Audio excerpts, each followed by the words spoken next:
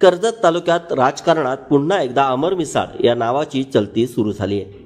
पंचायत समितीचे माजी सभापती म्हणून लौकिक मिळवलेले मिसाळ आता पुन्हा एकदा त्याच पदासाठी जोरदार तयारीला लागले असल्याची चर्चा रंगली आहे।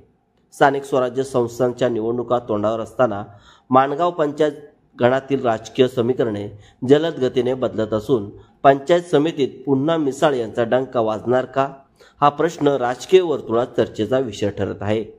मिसाळ यांचे जिल्हा परिषदेचे स्वप्न आरक्षणामुळे तात्पुरते थांबले असले तरी नशिबाने त्यांच्यासाठी दुसरे दार उघडल्याचे बोलले जाते।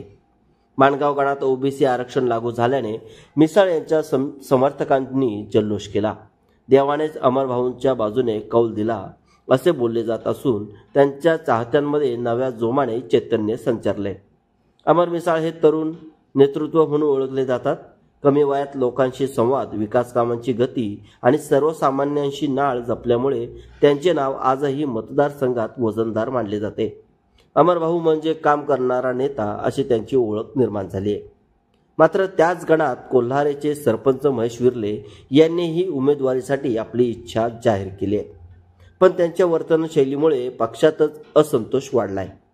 विर्ले यांच्या स्वभावाचा फटका त्यांनाच बसणार आहे असे स्पष्ट संकेत मिळत आहेत।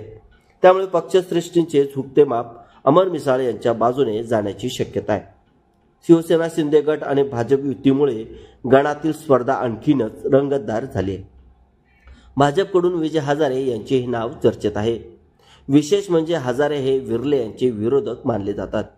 त्यामुळे युतीत उमेदवारी मिसाळ यांच्या खात्यात गेल्यास हजारे युती धर्म पाळून मिसाळ यांना पाठिंबा देतील अशी चर्चा आहे।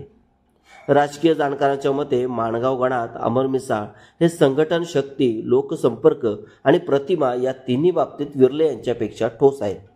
त्यामुळे पक्षाने त्यांच्यावर विश्वास ठेवला तर पंचायत समितीचे सभापतीपद पुन्हा त्यांच्या पदरी पडणे काही अवघड नाही। मिसाळ यांच्या कार्यपद्धतीकडे पाहता त्यांनी आपल्या गावातूनच एक मजबूत संघ उभा केला।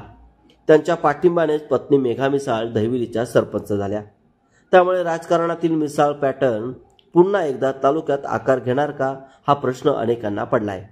सध्या तरी राजकीय आकडेमोडी, मतदारांच्या हालचाली आणि पक्षश्रेष्ठीचे समीकरण पाहता माणगाव गणात विर्ले यांची कोंडी आणि मिसाळ यांचा करिश्मा हे दोन्ही एकत्र दिसत आहेत।